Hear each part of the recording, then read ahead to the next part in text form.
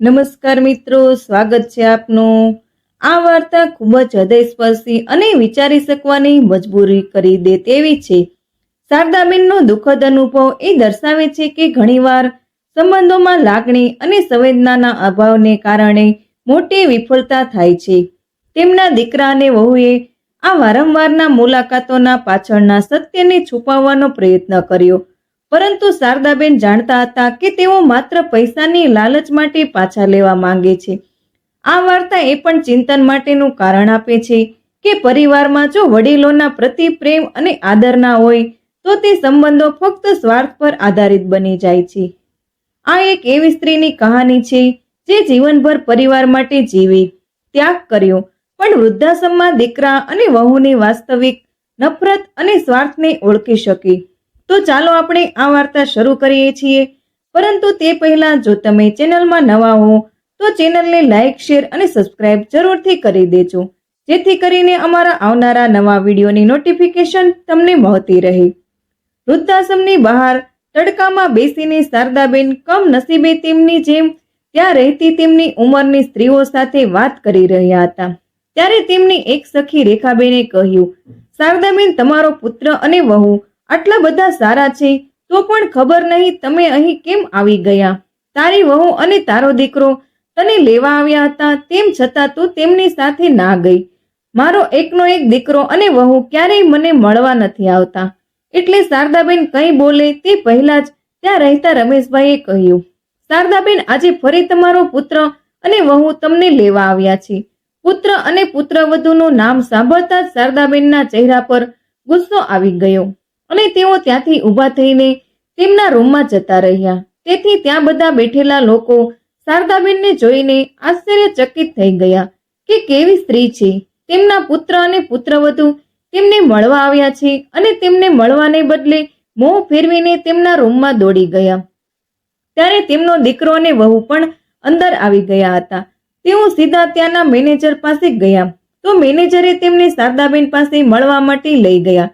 અંદર આવ્યા તો શારદાબેન પોતાનો રૂમ બંધ કરીને બેઠા હતા। તો મેનેજર સાહેબે કહ્યું, માજી, દરવાજો ખોલો, તમારો દીકરો અને વહુ તમને મળવા આવ્યા છે। તો શારદાબેને ચોખ્ખી તેમને મળવાની ના પાડી દીધી। મેનેજર સાહેબની ઘણી વિનંતીઓ પછી જ્યારે શારદાબેને દરવાજો ખોલ્યો ત્યારે તેમનો પુત્ર અને પુત્રવધુ તેમની માતાને મળવા અંદર ગયા અને મેનેજર સાહેબ બહાર બેસી ગયા। તેઓ અંદર ગયા કે તરત જ તેમના પુત્ર આકાશે કહ્યું, માં, શું થયું? તમે અમારી સાથે કેમ નથી જવા માંગતા? હવે તમારો પૌત્ર પણ આવી ગયો છે, તેને તમારી ખૂબ જ જરૂર છે। જો પૌત્રને દાદીમાનો પ્રેમ અને સ્નેહ ન મળે તો તમે તેની સાથે અન્યાય કરી રહ્યા છો। શું તમને ખબર છે, જે ગામમાં આપણી જમીન હતી ત્યાં સુધી શહેરનો વિકાસ થયો છે, તેથી તે જમીનના ભાવ વધી ગયા છે। હવે એ જમીનની કિંમત કરોડોમાં પહોંચી ગઈ છે। દીકરા અને વહુની વાતો સાંભળીને શારદાબેન તેમને લાલચ સમજી ગયા કે તે લોકો તેમને કેમ લઈ જવા માંગે છે। તેમને દીકરા અને વહુ પર ગુસ્સો તો બહુ આવી રહ્યો હતો, પણ તેઓ ઝઘડવા માંગતા ન હતા, એટલે ચૂપ રહ્યા। રૂમનું વાતાવરણ સાવ શાંત થઈ ગયું। ત્યારે જ મેનેજર અંદર આવ્યો અને તેને શારદાબેનને પૂછ્યું, શું થયું માજી? આખરે તમે શું નિર્ણય લીધો? તો શારદાબેનની વહુ પ્રતિમાએ કહ્યું, ખબર નહીં સાહેબ, માને શું થયું છે, તેઓ કંઈ નહીં બોલી રહ્યા। ના તો તેઓ હા પાડે છે કે ના તો તેઓ ના પાડે છે। દીકરો અને વહુ બોલતા જઈ રહ્યા, પરંતુ શારદાબેન કંઈ બોલ્યા નહીં અને ચૂપચાપ બેસી રહ્યા। પછી દીકરો અને વહુ ખીજાઈને ત્યાંથી ઊભા થઈને બહાર આવ્યા અને પોતાની કારમાં બેસીને ઘરે જતા રહ્યા। તેમના ગયા પછી પણ શારદાબેનના ચહેરા પર કોઈ ગુસ્સો કે નિરાશા ન હતી, એકદમ શાંત ચૂપચાપ બેસી રહ્યા હતા। પછી મેનેજર સાહેબ બોલ્યા, એક વાત કહું માજી, તમે ખૂબ નસીબદાર છો।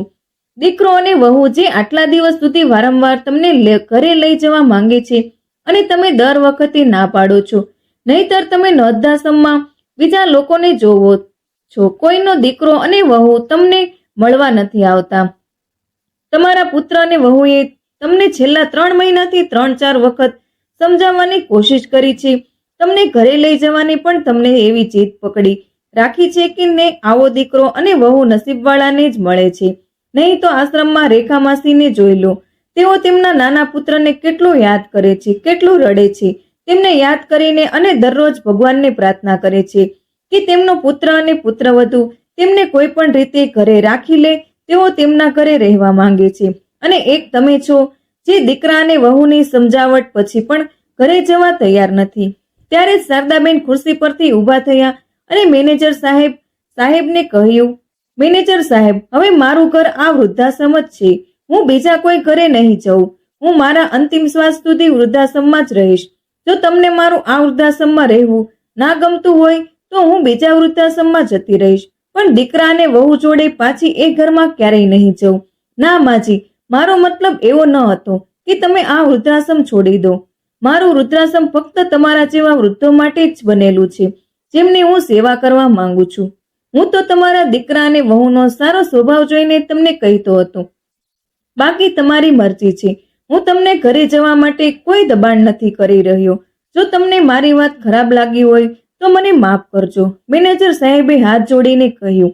તો શારદાબેને કહ્યું, ના, આમાં ખોટું લાગવા જેવી કોઈ વાત નથી. તું મને એ જ કહી રહ્યો છે જે તું તારી આંખોથી જોઈ રહ્યો છે. સત્ય કોઈ જાણતું નથી. માજી, તમે શું કહેવા માંગો છો? મેનેજર સાહેબે પૂછ્યું. ત્યારે શારદાબેને કહ્યું, કંઈ નહીં બેટા, હું તો એમ જ કહેતી હતી. આટલું કહીને શારદાબેન ઊભા થઈ ગયા અને ત્યાંથી ચાલ્યા ગયા. સમય પોતાની ગતિએ ચાલતો રહ્યો. થોડા દિવસો પછી શારદાબેનનો દીકરો અને વહુ ફરીથી વૃદ્ધાશ્રમમાં આવી ગયા અને મેનેજર સાહેબને તેમની મા જોડે મળવા માટે કહ્યું. ત્યારે મેનેજર સાહેબે જોયું કે તેમની વહુના હાથમાં એક મોટું બોક્સ હતું. ત્યારે મેનેજર સાહેબે તેમને પૂછ્યું કે આ બોક્સમાં શું છે? ત્યારે શારદાબેનની વહુ પ્રતિમાએ કહ્યું, અરે મેનેજર સાહેબ, આજે મારો અને મારી સાસુનો જન્મદિવસ છે, તેથી જ હું તેમના માટે કેક લાવી છું. તેઓ અમારી સાથે ઘરે આવવા તૈયાર નથી, એટલે મેં વિચાર્યું હું પોતે વૃદ્ધાશ્રમમાં આવીને કેક કાપીને તેમની જોડે જન્મદિવસ ઉજવી લઈશ. તો મેનેજર સાહેબે કહ્યું, હું એકવાર માજીને પૂછી લઉં અને પછી તમને કહું. આ વખતે તેમનો પુત્ર આકાશ અને પ્રતિમા તેમના 6 મહિનાના પુત્રને પણ સાથે લઈને આવ્યા હતા. મેનેજર સાહેબ શારદાબેનના રૂમમાં ગયા અને કહ્યું, માજી, તમારો દીકરો અને વહુ અહીં તમારો જન્મદિવસ ઉજવવા આવ્યા છે. ત્યારે શારદાબેને તેમના પુત્ર અને પુત્રવધુને મળવાની સ્પષ્ટ ના પાડી દીધી અને છેલ્લી વખતની જેમ તેઓ તેમના રૂમનો દરવાજો બંધ કરીને બેસી ગયા. પરંતુ અહીં તેમની પુત્રવધુ પ્રતિમા શારદાબેનને મળવા માટે જીદ કરી રહી હતી. ભલે ગમે તે થાય, પરંતુ મારી સાસુ સાથે જન્મદિવસની ઉજવણી કરી અને કેક કાપીને જ ઘરે જઈશ. હવે વૃદ્ધાશ્રમમાં રહેતા અન્ય વડીલોને પણ લાગવા માંડ્યું હતું કે શારદાબેનના પુત્ર અને પુત્રવધુ ખરેખર ખૂબ જ સારા છે, પરંતુ શારદાબેનની અંદર સહેજ પણ દયા નથી. તેઓ એક પથ્થર દિલના છે. જ્યારે દીકરો અને વહુ આટલી આજીજી કરે છે તો તે તમને પોતાના ઘરે જતું રહેવું જોઈએ. કેમ નકામું જીદ પકડીને બેસી રહ્યા છે? જો આ અમારા વહુ અને દીકરા અમને લેવા આવતા હો તો અમે ખુશી ખુશી ઘરે જતા રહેતા. ત્યારે તેમાંથી એક જણે કહ્યું, એવી પણ કોઈ માં હોય જે પોતાના દીકરા અને વહુને વારંવાર અહીં આવવા પર મજબૂર કરે. તો બીજાએ કહ્યું, દીકરા અને વહુને તો છોડો, એ તો તેમના નાના પુત્રને પણ જોવા નથી માંગતા. ખબર નહીં કેવી તાદી છે જે પોતાના પરિવારથી દૂર ભાગી રહ્યા છે.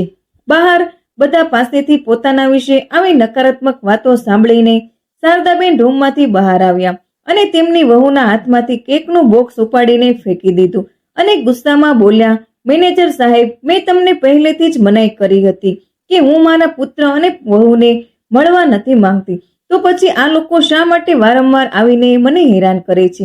મેં તમને પહેલેથી જ કહ્યું હતું કે મારા પતિના ગયા પછી ના તો મારો કોઈ પુત્ર છે અને ના કોઈ પુત્ર. હવે આ દુનિયામાં મારું કોઈ નથી. મેનેજર સાહેબ, આ બંનેને કહી દો હવે મને મળવા માટે અહીંયા ક્યારેય પણ ના આવે. આ વખતે મેનેજર સાહેબને શારદાબેનનું વર્તન કંઈક અજીબ લાગ્યું અને તેઓ શારદાબેનથી નારાજ થતા બોલ્યા, માજી, તમે વૃદ્ધાશ્રમમાં કેમ આટલો અહંકાર લઈને બેઠા છો? એવી પણ શું વાત થઈ ગઈ કે તમે તમારા દીકરા અને વહુને એટલી નફરત કરો છો? અહીંયા બધા જોઈ રહ્યા છે કે તમારો દીકરો અને વહુ કેટલા સારા છે જે તમારો જન્મદિવસ મનાવવા માટે વૃદ્ધાશ્રમમાં આવ્યા છે.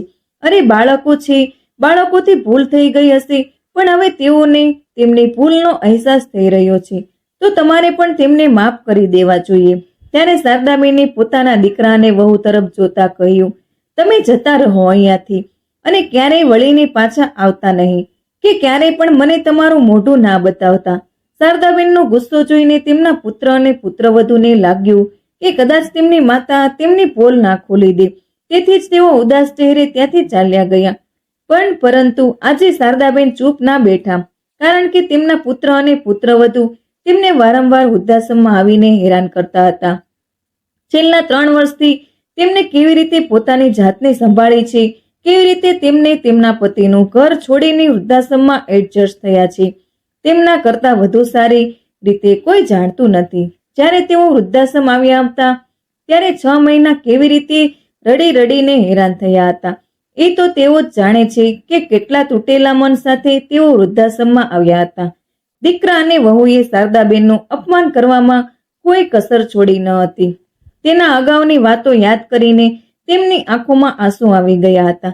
ત્યારે મેનેજરે કહ્યું, માજી, છેલ્લા 3 વર્ષથી મેં તમારી આંખમાં એક પણ વાર આંસુ જોયા નથી, પણ આજે તમારી આંખમાં આંસુ કેમ છે? એવું શું થયું હતું કે તમે વહુ અને દીકરા જોડે પણ નથી જવા માંગતા અને અમને પણ નથી કહેવા માંગતા? કોઈ વાત તો જરૂર છે જે તમે તમારા હૃદયમાં છુપાવીને બેઠા છો. એવું લાગે છે કે કોઈ દુઃખનો સાગર છે જે અમે બધા આજ સુધી જોઈ નથી શક્યા. આજુબાજુ ઉભેલા લોકો પણ કહેવા લાગ્યા કે હા શારદાબેન, એવું શું થયું હતું જેના કારણે તમે તમારા પુત્ર અને પુત્રવધુ સાથે જવા માંગતા નથી? કંઈક એવું થયું હશે જેના કારણે તમે આટલા કઠોર બની ગયા છો. શારદાબેન હવે બધું સ્પષ્ટપણે કહેવા માંગતા હતા, કારણ કે તેમને તેમના પુત્ર અને પુત્રવધુની વારંવાર મુલાકાત ગમતી ન હતી. જ્યારે પણ દીકરા અને વહુનું મોઢું જોતા તો તેમને બહુ ગુસ્સો આવતો. તેમણે મેનેજર સાહેબને કહ્યું, દીકરા, તમે જેને આટલું સરસ કહી રહ્યા છો તેની વાસ્તવિકતા નથી જાણતા. તે બંને મારા માટે કેક લઈને આવ્યા હતા. વર્ષો પહેલા એ જ પુત્ર વધુએ મારા ચહેરા પર કેક ફેંકીને મારી હતી. મારા માટે શ્વાસ લેવાનું મુશ્કેલ થઈ ગયું. પોતાના જ ઘરમાં ઘૂંટી ઘૂંટીને જીવતી હતી. મારા લગ્નને 5 વર્ષ પછી આકાશનો જન્મ થયો હતો. તેના જન્મતા જ અમે બંને પતિ પત્ની ખુશીથી ઝૂમી ઉઠ્યા હતા. મારા પતિ લોકોના ખેતરમાં મજૂરી કરતા હતા. અમે બંનેએ ખૂબ જ મુશ્કેલીથી પૈસા ભેગા કર્યા અને અમારા પુત્રને શિક્ષણ આપ્યું, કારણ કે અમે બંને પતિ પત્ની સારી રીતે જાણતા હતા કે પૈસાના અભાવે જીવન કેટલું મુશ્કેલ હોય છે. તેથી જ અમે અમારા પુત્રને સારી નોકરી મેળવવા માટે સક્ષમ બનવા માંગતા હતા, જેથી તેને સારી નોકરી મળી જાય. એક રૂપિયો બચાવીને અમે અમારા દીકરાને ભણાવ્યો. જ્યારે આકાશ ભણવા શહેરમાં ગયો ત્યારે તેને પૈસાની તંગી પડી ગઈ, એટલે હું પણ લોકોના ઘરમાં જઈને ઝાડુ, પોતું અને વાસણ કરવા લાગી. ત્યારે જઈને મારા દીકરાનું ભણવાનું પૂરું થયું. એક દિવસ ભગવાનની કૃપાથી મારા દીકરાને નોકરી મળી ગઈ. પછી મારા દીકરાના લગ્ન માટે ઘણા સારા પ્રસ્તાવ આવવા લાગ્યા, પણ દીકરાને પ્રતિમા બહુ જ પસંદ હતી, એટલે અમે તેને પસંદગીને અમારી પસંદગી તરીકે સ્વીકારી અને તેના લગ્ન પ્રતિમા સાથે કરાવી દીધા. અમે બંને પતિ પત્નીએ જીવનભર ઘણું કામ કર્યું હતું. વૃદ્ધાશ્રમમાં મારા પતિને ઘૂંટણમાં બહુ દુખાવો થવા લાગ્યો હતો, જેના કારણે તેમણે લોકોના ત્યાં મજૂરી કરવાનું છોડી દીધું હતું. તેમની તબિયતને જોતા મેં મારા પતિને કહ્યું કે હવે આપણા પુત્રને નોકરી મળી ગઈ છે અને ઘરમાં એટલા પૈસા છે કે ભગવાનની કૃપાથી આપણે સારી રીતે જીવીશું, અને તમારી પાસે પણ થોડા પૈસા છે જેનાથી આપણે આપણું જૂનું ઘર નવું બનાવી દઈશું. થોડા પૈસાની મદદ તો દીકરો પણ કરી જ દેશે. પરંતુ દીકરા અને વહુને આ વાત ના ગમી. દીકરા અને વહુએ ઘર બનાવવા માટે તો ના ન પાડી, પરંતુ પિતાની મજૂરીના જવાના કારણે તે બંને ગુસ્સે થઈ ગયા અને કહ્યું, પિતાજી, તમે મજૂરી કરવા કેમ નથી જતા? હજી તમારી મજૂરી કરવી જોઈએ. હજી તો તમારી ઉંમર જ કેટલી થઈ છે. જો અત્યારથી તમે ઘરે હાથ પર હાથ રાખીને બેસી જશો તો ઘરમાં આટલા બધા ખર્ચાઓ કેવી રીતે ચાલશે? તો ફરીથી વહુએ કહ્યું, હા માં, મારા પતિ એકલા કમાતા વ્યક્તિ છે અને તમે જેમ જેમ વૃદ્ધાશ્રમમાં તરફ આગળ વધશો તેમ તેમ વૃદ્ધાઓનો દવાઓનો ખર્ચ પણ ઓછો નથી હોતા. તેથી ઓછામાં ઓછું એટલું તમારા માટે કમાતા રહો, જેથી કરીને તમે દવાઓનો ખર્ચ ઉઠાવી શકો. આ સાંભળીને શારદાબેન ગુસ્સે થઈ ગયા. મેં પુત્રને કહ્યું, આ તું કેવી વાત કરે છે? તારા પિતા ઘૂંટણના દુખાવાને કારણે બરાબર ચાલી નથી શકતા અને તું મજૂરી કરવા જવાની વાત કરે છે. હવે એમની ઉંમર મજૂરી કરવાની નહીં, બેસીને ખાવાની ઉંમર છે. મારી વાત સાંભળીને દીકરો ઓફિસ જવા નીકળી ગયો, પરંતુ વહુ રસોડામાં બહુ વાર સુધી બબડતી રહી. પુત્રની વાત સાંભળીને મારા પતિએ કહ્યું, શારદા, આપણે એક કામ કરીએ, આપણા ગામડે પાછા જઈએ. ગામમાં એક તૂટેલું ફૂટેલું ઘર છે અને 3 વીઘા જમીન છે, પણ જે અમારા પૂર્વજોની છે એટલે હું તારા નામે કરી દઉં છું. જો કાલે હું દુનિયામાં ના રહું અને તને પૈસાની જરૂર હોય તો તારી દવાઓનો ખર્ચ તે જમીન વેચીને ઉઠાવી શકે. આ તમે કેવી વાત કરો છો? શુભ શુભ બોલો. જો તમે અહીંયા નહીં રહો તો હું અહીંયા એકલી શું કરીશ? શારદાબેને તેમને ઠપકો આપતા કહ્યું. પણ તેમના પતિ ના માન્યા, કેમ કે આજે જે કંઈ પણ થયું હતું તે જોઈને તેઓ આગળની પરિસ્થિતિઓ સારી રીતે સમજી ગયા હતા કે આગળ તેમની સાથે શું થશે.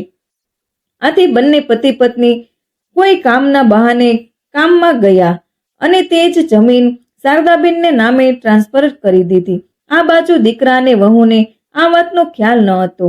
ઉલટું તેઓ તો ખુશ થઈ રહ્યા હતા કે વૃદ્ધ માતા પિતા 10 દિવસ માટે ગામમાં ગયા છે. પણ ગામડેથી પાછા આવ્યાના થોડાક જ દિવસ પછી મારા પતિની છાતીમાં દુખાવો થયો અને તેઓ મને આ દુનિયામાં એકલી છોડીને ચાલ્યા ગયા. મને ખબર ન હતી કે તેઓ કહેતા હતા કે એક દિવસ સાચું થઈ જશે. મારા પતિનું મને છોડીને જવું મારા માટે કોઈ આઘાતથી ઓછું ન હતું. મારી રડી રડીને ખરાબ હાલત થઈ ગઈ હતી. હું મારા પતિના વિદાયના આઘાતમાંથી હજી બહાર નીકળી જ ન હતી કે મને મારા પુત્ર અને પુત્રવધૂનું એક અલગ જ રૂપ જોવા મળ્યું. મારા પતિને ગયાને 1 મહિનો પણ થયો ન હતો કે એક દિવસ મારો પુત્ર મારા રૂમમાં આવ્યો અને મને બૂમ પાડી અને કહ્યું, માં, તમે આખો દિવસ રૂમમાં બેસી રહો છો. બિચારી પ્રતિમા આખો દિવસ કામમાં લાગેલી રહે છે. કંઈક તો ઘરના કામકાજ કરી લો. હવે જે જતા રહ્યા છે એ તો પાછા નથી આવવાના, એટલે હવે રૂમમાંથી બહાર નીકળીને ઘરના કામમાં મદદ કરો. દીકરાની આવી વાત સાંભળીને હું અંદર સુધી તૂટી ગઈ. મન કરતું હતું કે કાશ હું મારા પતિ સાથે જ આ દુનિયા છોડીને જતી રહી હોત, પરંતુ ભગવાનની સામે કોઈનું પણ નથી ચાલતું. મારી વહુનું અસભ્ય વર્તન જોઈને મારું મન ના હોવા છતાં પણ ઘરના કામોમાં લાગી જવી. મારા પુત્ર અને વહુને મારા દુઃખ અને દર્દ સાથે કોઈ લેવા દેવા ન હતું. તેઓ માત્ર તેમની પોતાની દુનિયામાં તલ્લીન હતા. હું પણ મારા દુઃખને ભૂલી જવા લાગી અને જીવન જીવવા લાગી. એક દિવસ મારી વહુએ તેની બર્થડે પાર્ટી રાખી અને તેની બધી બહેનપણીઓને ઘરે આમંત્રણ આપ્યું. જે દિવસે મારી વહુનો જન્મદિવસ હતો તે દિવસે જ મારો પણ જન્મદિવસ હતો. ઘરનું બધું જમવાનું પણ મેં જ બનાવ્યું હતું. વહુની બધી બહેનપણીઓ ઘરે આવી ગઈ હતી. સાંજ થતા થતા મારો દીકરો આકાશ પણ ઓફિસેથી ઘરે આવી ગયો. કેક કાપવાનો સમય આવ્યો ત્યારે મારી વહુ એકલીએ જ કેક કાપી દીધી. મારા દીકરા આકાશે તેને ગિફ્ટમાં સોનાની બંગડી આપી. મારી પુત્રવધુ પ્રતિમા એ જોઈને આનંદથી ઉછળી પડી અને હું ત્યાંથી દૂર એક ખૂણામાં ઊભી રહીને આ બધું ચૂપચાપ જોઈ રહી હતી. મારી આંખોમાં આંસુ આવી ગયા. એટલા માટે નહીં કે દીકરાએ વહુને આટલી મોંઘી ભેટ આપી, પરંતુ એટલા માટે કે મારા દીકરાને મારો જન્મદિવસ પણ યાદ ન હતો. ત્યારે જ મારા દીકરાએ મને બોલાવીને કહ્યું, માં, જલ્દી કરો, બધા માટે ભોજનની વ્યવસ્થા કરો. અમે કેક તો કાપી લીધી, પહેલા બધાને ઠંડુ પીણું આપો, પછી આ કેક લઈ જાઓ અને પ્લેટમાં મૂકીને બધાને આપી દો. ત્યારે મને એવું લાગી રહ્યું હતું કે હું તેની માં નથી પણ નોકરાણી છું. મેં પણ એ દિવસે હિંમત કરીને બધા લોકોને જમવાનું પીરસવાની ના પાડી દીધી અને પોતાના રૂમમાં જતી રહી. મારી ના સાંભળીને મારો દીકરો અને વહુ બૂમો પાડતા મારી પાછળ પાછળ રૂમમાં આવ્યા અને ગુસ્સામાં બોલ્યા, માં, આ તમારી કઈ રીત છે? તમે રૂમમાં આવીને મોઢું ફૂલાવીને બેસી ગયા. ઘરમાં આટલા બધા મહેમાન આવ્યા છે, તેમના ખાવા પીવાનું જુઓ. એ બધા તમારા મહેમાનો છે, તો તમે જુઓ. આ બધું હું નથી કરી શકતી. મારું કામ કરવાનું ના પાડવું વહુ દીકરાને ના ગમ્યું. ત્યારે દીકરાએ ગુસ્સામાં કહ્યું, માં, તમે નકામી વાત કેમ કરો છો? એવું શું થયું ગયું તમને? આજે મારો પણ જન્મદિવસ હતો, હું આટલું જ બોલી શકી. ત્યારે જ વહુએ બૂમ પાડીને કહ્યું, ઓહો, આજે આ વૃદ્ધનો પણ જન્મદિવસ હતો અને તેની કેક ના કાપી એટલે જ તે ચીડાઈ ગઈ છે. કોઈ વાંધો નહીં, હું કેક રૂમમાં લઈને આવું છું. અને અહીંયા જ તારી કેક કટ કરી દઈએ છીએ. ના વહુ, મારે કેક નથી કાપવી, અને ના પહેલા મેં ક્યારેય પણ મારા જન્મદિવસ પર કેક કાપી છે, મેં કહ્યું.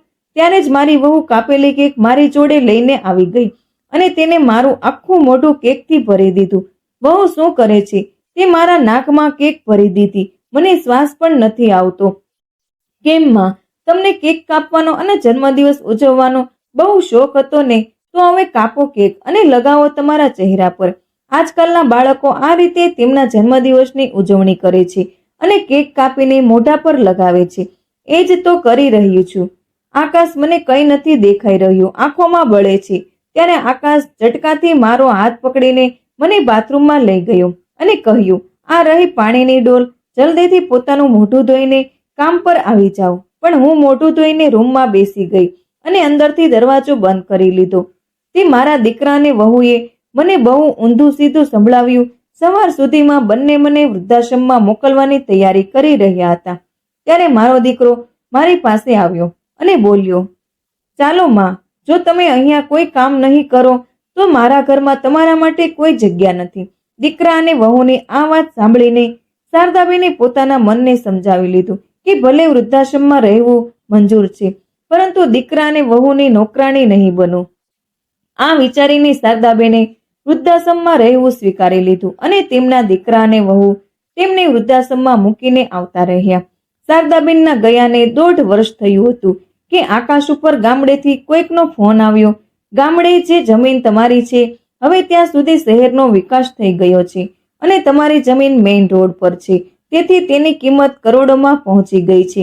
જે સાંભળીને આકાશ અને તેની પત્ની પ્રતિમા આનંદથી ઉછળી પડ્યા અને જમીન વેચવાનો નિર્ણય કર્યો. બીજે દિવસે ગામ પહોંચી ગયા, પણ જ્યારે કોર્ટમાં પહોંચ્યા ત્યારે જાણવા મળ્યું કે એ જમીન તો તેમના પિતાએ તેમના મૃત્યુ પહેલા તેમની માતાના નામે કરી દીધી છે. જે સાંભળીને દીકરા અને વહુના પગ નીચેથી જમીન સરકી ગઈ. તેઓ આશ્ચર્યથી એકબીજાને જોવા લાગ્યા કે હવે શું થશે. દીકરો અને વહુનું નાનું મોઢું લઈને પોતાના ઘરે પાછા પરત ફર્યા અને યુક્તિઓ રમવા લાગ્યા કે તે વૃદ્ધને કેવી રીતે પાછી લાવવી. પછી આકાશના મનમાં એક વિચાર આવ્યો. તેણે કહ્યું કે થોડા દિવસોમાં આપણું બાળક આ દુનિયામાં આવવાનું છે.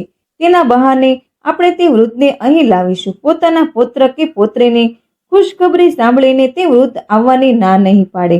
આ વિચારીને દીકરો અને વહુ આગળનું પ્લાનિંગ કરવા લાગ્યા. થોડા સમય બાદ આકાશને એક દીકરો થયો.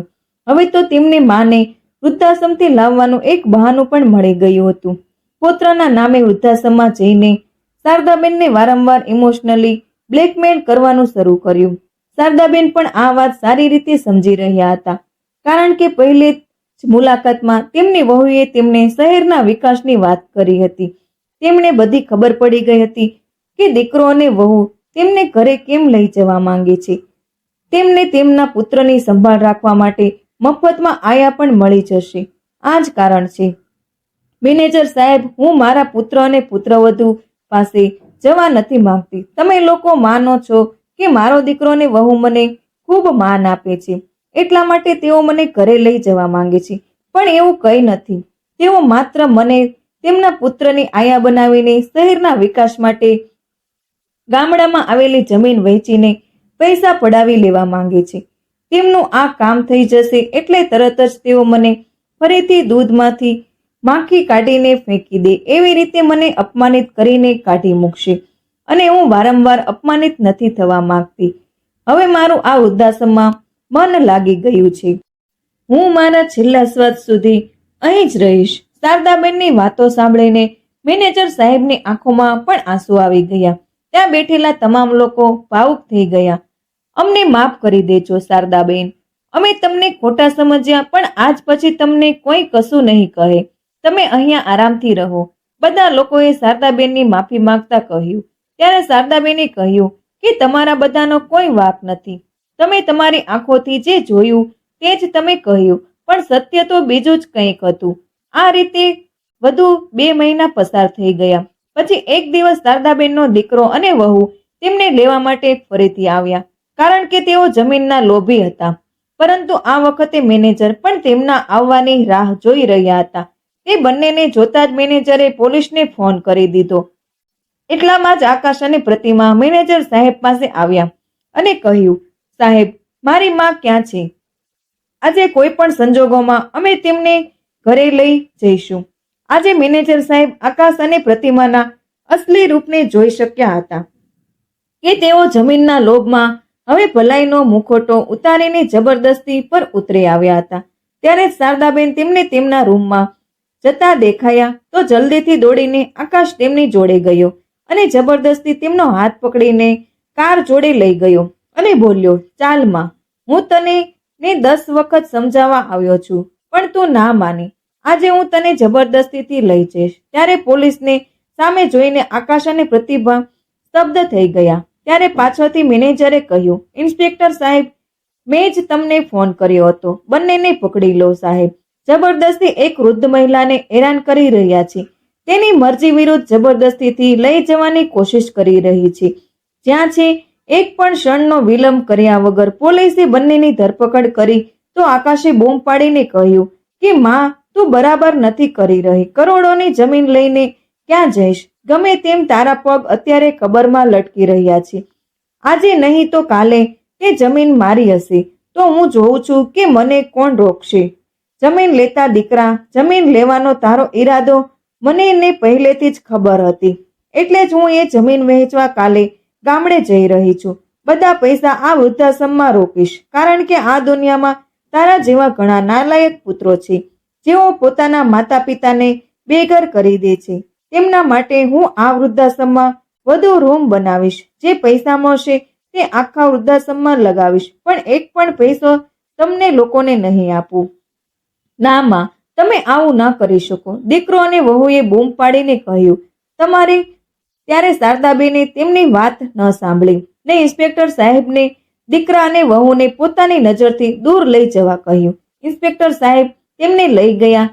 બીજા દિવસે શારદાબેને પોતાના ગામની જમીન વહેંચી દીધી અને વૃદ્ધાશ્રમમાં વધુ રૂમ બનાવવા માટે પૈસા આપ્યા ને સુખ સુવિધાઓથી ભરપૂર નવું વૃદ્ધાશ્રમ બનાવ્યું અને તેઓ પોતે પણ શાંતિથી વૃદ્ધાશ્રમમાં રહેવા લાગ્યા.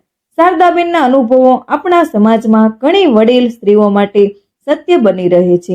તેઓ પોતાના જીવનનો મોટો ભાગ પરિવાર માટે સમર્પિત કરે છે, પણ જ્યારે તેમને પ્રેમ અને સન્માન મળવું જોઈએ ત્યારે જ તેઓ અવગણના અને અપમાન સહન કરે છે.